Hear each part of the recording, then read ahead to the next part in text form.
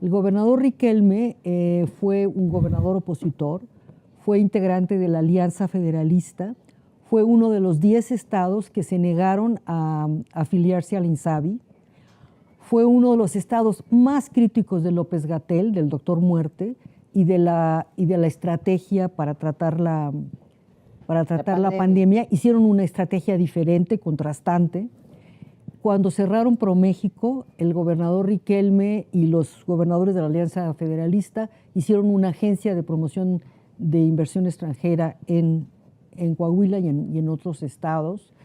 Es decir, y la otra cosa muy importante, una cosa sorprendente de los Moreira, del que fue el gobernador. ¿Humberto fue el que fue el gobernador? Sí. Los dos fueron Los gobernadores. dos, y luego Rubén. Pero Rubén, una cosa interesante que hizo fue que hubo una estrategia de seguridad en donde realmente bajó la criminalidad. Fernando Belaunzarán, pues de verdad, bienvenidos. Gracias, Tere. Como el tráfico está desquiciado, de verdad, les platico, estamos en vivo, les platico que si van a alguna cita, si tienen que llegar a su chamba, si van a alguna junta, salgan con mucho tiempo de anticipación.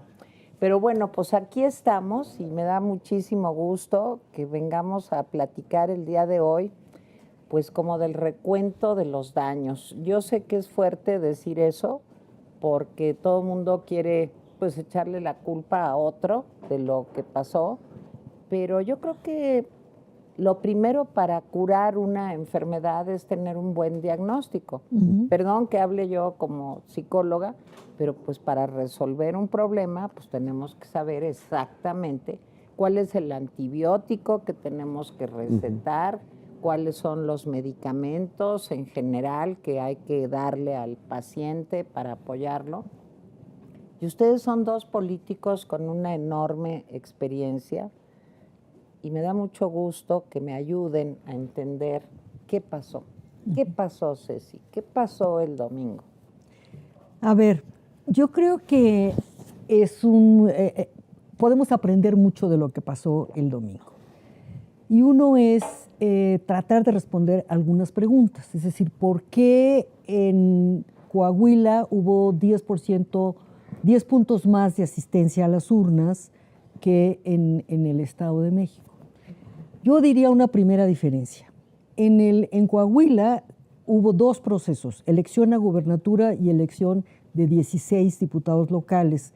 En el Estado de México solamente hubo una elección a gobernador.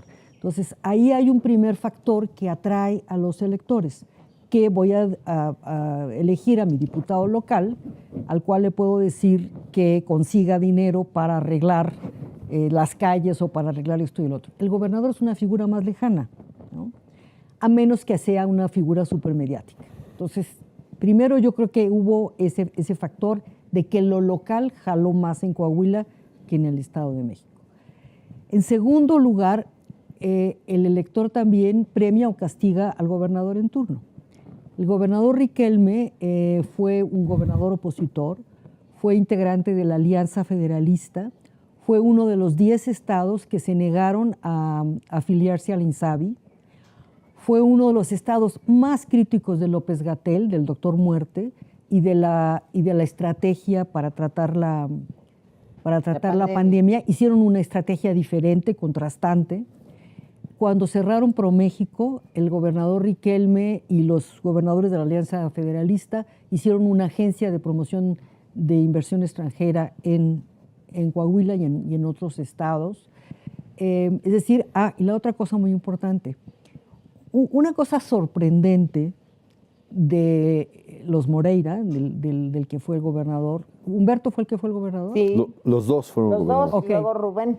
Pero Rubén, una cosa interesante que hizo fue que hubo una estrategia de seguridad en donde realmente bajó la criminalidad.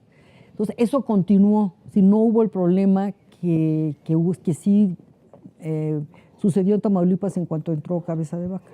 Digo, en cuanto entró el gobernador actual. Entonces, tú tienes un gobierno bien evaluado. Américo Villarreal. Sí, tú tienes un gobierno bien evaluado, un gobierno en donde el electorado tiene líneas blancas y negras. O sea, es un gobierno de oposición, no es esta cosa wishy-washy que pasó con Alfredo del Mazo. En el caso de Alfredo del Mazo tienes a un gobernador muy en la cultura amable del grupo Tlacomulco, ¿no? Muy en la cultura de formas políticas, etcétera, pues que era el perfecto acompañante de cortalistones de inauguración con Claudia Sheinbaum, de recibir muy amablemente al presidente sin jamás decir, no, yo no estoy de acuerdo con que se cierre esto. No. Entonces, no hay esa claridad de dónde estaba. Y un estado mucho más complejo, con muchísimas más dificultades, que hizo que también el gobernador no estuviera bien evaluado, ¿no? Pero además, déjame decir